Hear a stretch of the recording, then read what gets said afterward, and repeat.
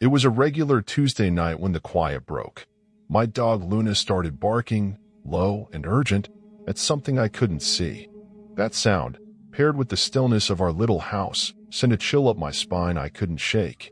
What I thought was just another evening with my furry sidekick turned into a nightmare I still can't fully piece together. I'd gotten home from work a few hours earlier, tired but content, ready to unwind.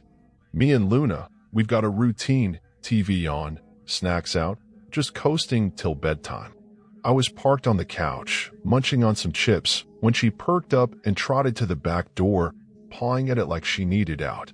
No big deal, our backyard's small, fenced in tight, so I let her loose to do her thing. She's a wanderer out there, sniffing every corner, chasing squirrels in her head. I didn't think much of it and headed to the kitchen while she roamed, stacking dishes from dinner and wiping down the counter. Normal stuff. Then the barking kicked in. Not her usual yip at a bird. This was steady, sharp, aimed at something.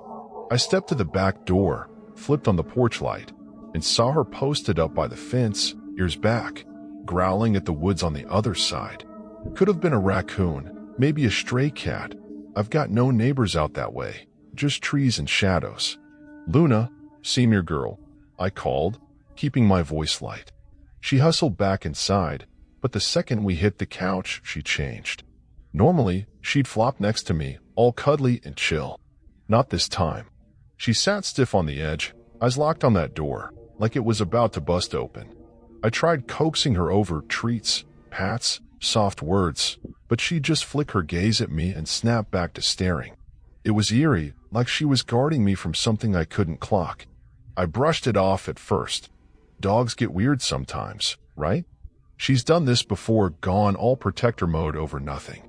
We hung out a bit longer, me flipping channels, her playing watchdog.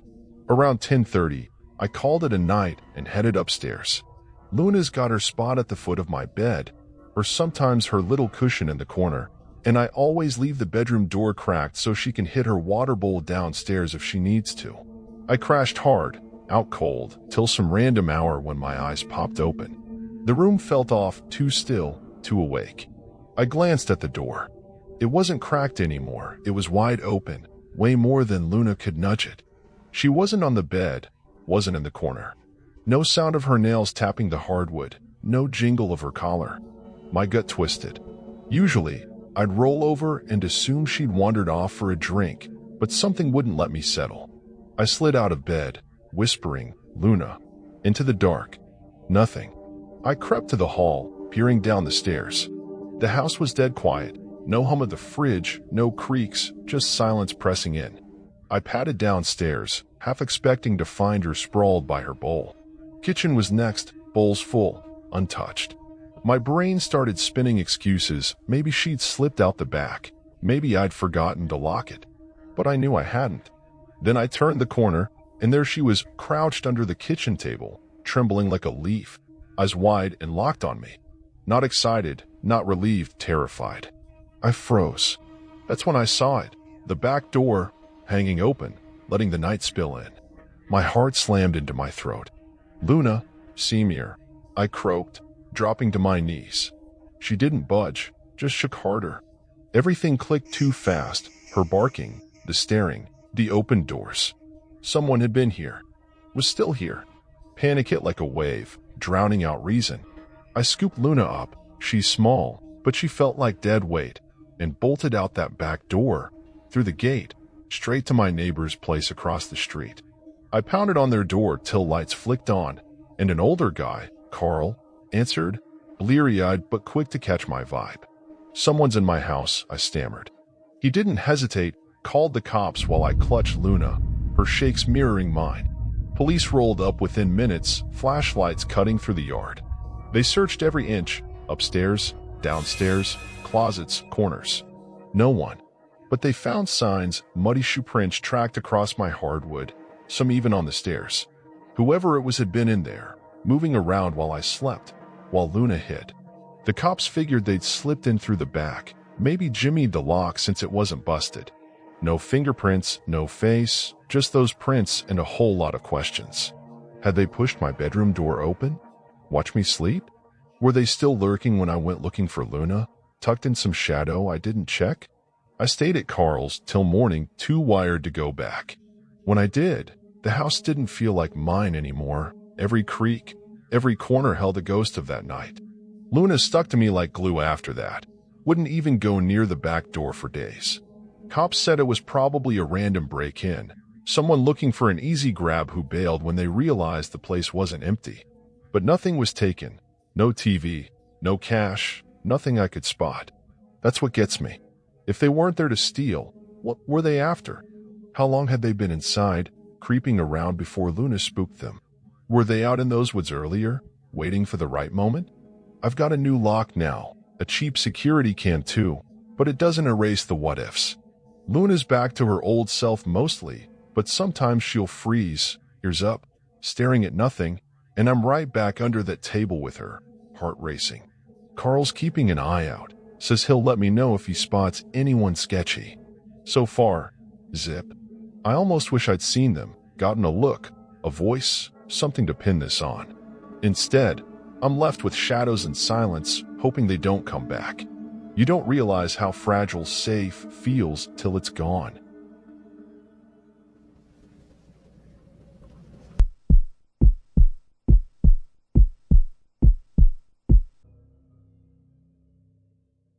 I live in a quiet little rental house with my older sister, Sarah.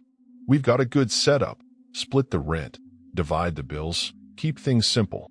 This all went down just a few months back, New Year's Eve 2024, when the air was crisp and the year was about to flip. Sarah had ducked out to visit some friends for the holiday, leaving me solo. I'd been out partying hard that night, nothing wild, just enough to feel the buzz, and by 4 a.m., I was stumbling home in an Uber, head pounding like a drum. The driver dropped me off, and I fumbled with my keys for what felt like forever before finally staggering inside. I tossed my jacket and phone on the floor, popped an ibuprofen, and collapsed onto the couch. Sleep was the goal, but that headache wasn't letting go. I just laid there, eyes shut, willing the pain to fade. Out of nowhere, the doorbell started going off sharp, insistent rings cutting through the dark.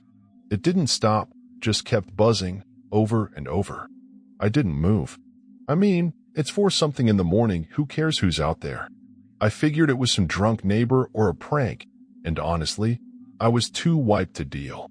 My head was screaming, my body was done, and all I wanted was to pass out. Eventually, the ringing quit, and I didn't even think twice about it. Big mistake, looking back. After a while, minutes, maybe an hour, I couldn't tell, I finally drifted off, sprawled on the couch like a rag doll. When I woke up, the house was pitch black, and I felt like death. Groggy, weak, still half-buzzed, with that headache clinging on for dear life. I hauled myself up, aiming for the kitchen to grab some water, when something caught my eye, a thin streak of light slashing across the hallway wall. Even in my foggy state, I knew what it was, moonlight spilling in from the front door, cracked open just enough to let the night seep inside. Did I really forget to shut it? No way. I'm sloppy when I'm drunk, but not that sloppy. Before I could even process it, I heard something soft thumps upstairs. Footsteps. 2 sets, moving around like they owned the place. My stomach flipped, and I ducked back to the couch, crouching behind it like some scared kid hiding from a monster. The steps shifted, coming down the stairs now. I held my breath, mind racing. Should I bolt? Call someone? Too late. I'd hesitated, and they were already close. A pause, then the front door clicked shut, cutting off that moonlight streak. All right, let's get to it, a guy's voice said, calm as anything. My buzz was gone in a flash, fear sobered me up real quick. My chest was tight, heart slamming against my ribs. They didn't know I was here. They'd checked upstairs, found it empty, and figured the house was fair game. I stayed low, listening as they moved through the place, chatting like it was a coffee shop catch-up. Work's been a drag lately, one said. Yeah, tell me about it, the other laughed. It was so normal, so casual, and that made it 100 times worse. Who are these guys? They started in the dining room, rifling through stuff, drawers sliding, boxes clattering. I could hear them grabbing things, probably anything that looked valuable. Then they hit the living room, where I was pinned. The couch was wedged diagonal in the corner. giving me a little pocket to hide in, but it wasn't exactly a fortress. It's short, low to the ground. If they got too close, I was done. I pressed myself flat, barely breathing, as their footsteps circled the room. They poked around, flipping cushions, opening the TV stand. One of them got closer, way too close.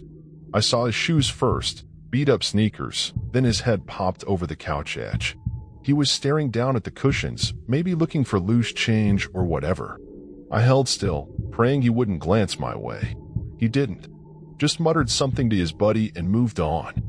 For what felt like forever, probably 30 minutes, they tore through the house. Kitchen, bedrooms, back downstairs. They didn't rush, didn't whisper, just took their time like it was a job. Finally, I heard them head out. No goodbye. No, let's come back later. Just gone. I stayed put, shaking until the silence settled in. Then I grabbed my phone from the floor where I'd tossed it and called the cops, still crouched behind the couch like it was my lifeline. They showed up fast, lights flashing, and swept the place. No sign of the guys, but plenty of evidence, stuff missing, drawers dumped out. My TV, some cash, a laptop Sarah left behind, all gone. I told them about the door, the footsteps, everything. They figured I'd left it unlocked in my New Year's haze, and the thieves saw an easy score. Later, a neighbor across the street dropped a bombshell. She'd spotted two sketchy dudes hanging around the block all week, watching my place. Probably clocked my car in the driveway every day, saw it wasn't there that night, and assumed I was out. The Uber drop-off threw them off. They didn't expect me home. Cops said it was a straight robbery, no sign they meant anything worse. Small comfort, considering they'd been in my space, breathing my air, while I hid like a ghost. If they'd found me? Who knows? Maybe they'd have bolted, maybe not. I got a deadbolt the next day and haven't touched a drink since. Not worth the risk. Sarah freaked when she got back, but we're okay. Still, I keep the blinds shut tight now. You never know who's watching.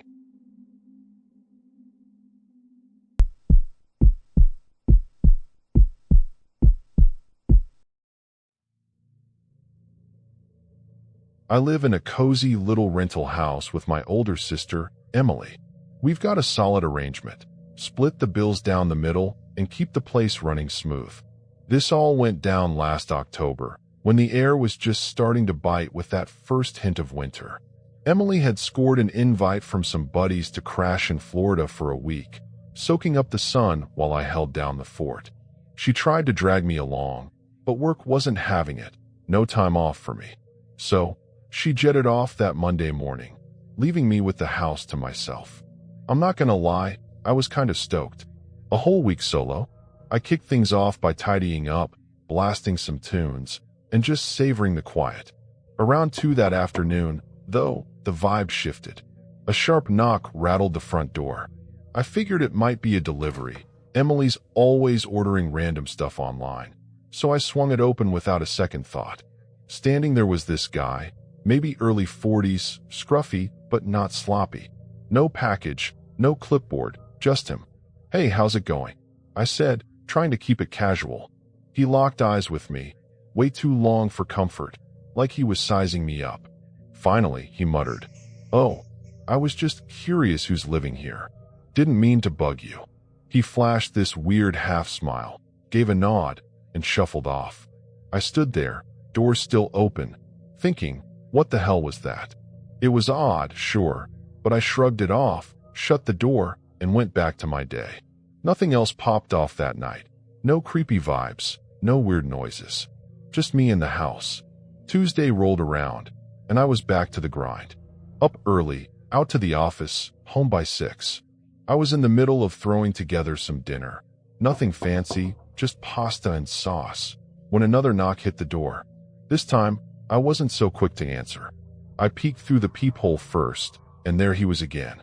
Same guy, same outfit, like he hadn't moved on with his life in the last 24 hours. My gut twisted a little, but I cracked the door anyway, keeping it cautious. "Everything all right?" I asked, voice a little tighter than I meant it to be. He grinned, almost like I'd said something funny, and went, "Oh yeah, totally. Just swinging by to see how you're holding up." That threw me.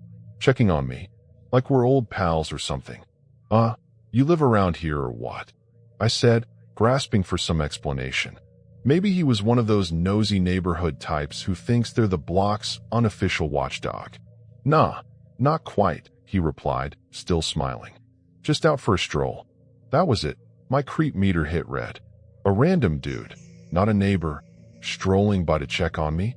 I mumbled something about being fine, shut the door quick, and watched through the blinds till he wandered off the porch. I tried to shake it off, finished cooking, but the whole thing gnawed at me. I shot Emily a text that night. Hey, you ever see this weird guy hanging around? Early 40s, kinda off? She hit me back fast. Nope, never. Great. Now I was alone and paranoid. The rest of that night, I couldn't settle. Doors were locked tight, windows too, but I kept picturing that guy lurking just out of sight. Still, nothing happened. No knocks, no shadows. Wednesday came and went. Work, home, normal stuff. No sign of him. I started wondering if I'd overreacted. Maybe he was just some eccentric dude with no social skills. Thursday was my day off, the last day before Emily got back, and I decided to chill indoors. Read a book, scrolled YouTube, kept things low-key. Every now and then, I'd glance out the windows, just to be sure. Nothing. I was finally starting to relax. Then, around 8 that night, I'm sprawled on the couch, half watching some dumb reality show, when I hear it. A slow, deliberate scrape against the house. Like someone dragging a branch along the siding. My stomach dropped. I bolted up, yanked the blinds open, and caught the tail end of something. Bushes under the window trembling. Faint footsteps fading into the dark. I couldn't make out a figure, but I didn't need to. That sick feeling hit hard, like I'd swallowed a rock. Was he out there? Had he been watching me? I stood there, frozen, heart hammering, until my brain kicked in. I grabbed my phone and dialed Emily. She picked up, thank God, but I was a mess. Words tumbling out too fast, probably sounding like a lunatic. There's this guy, he's back. I heard something outside. Mid-sentence, the knocking started again. Loud, insistent, right at the front door. I crept over, peeked out, and yep, same guy, same creepy grin. He started calling out, "Hey, can you let me in? I'm hurt, just need some help." Then it shifted, excuses, apologies, like a script gone off the rails. I didn't mean to be out there, I swear. I'm sorry, just open the door. He kept banging, harder now, desperation seeping through. I stayed dead quiet, clutching the phone. Emily's voice cut through my panic. "Call the cops. Now." I hung up, dialed 911, and whispered the situation to the dispatcher. Strange man, won't leave, might have been outside my window. He didn't stop. 4 or 5 solid minutes. He pounded on that door, cycling through pleas and guilt trips like I owed him something. Then, silence. I peeked again, he was gone. Cops showed up maybe 10 minutes later, swept the place, found nothing. No footprints, no trace, just my word against the night. They figured he bolted when he realized I wasn't budging. Emily got home the next day, and I filled her in. She was freaked out, but had no clue who he could have been. We've got theories. Maybe he clocked her leaving, saw me alone, thought I'd be an easy target. Could have been casing the place for a break-in, or something darker. No way to know. He hasn't shown his face since, and I'm hoping it stays that way. Still, every time I hear a knock, my heart skips. You just don't forget a week like that.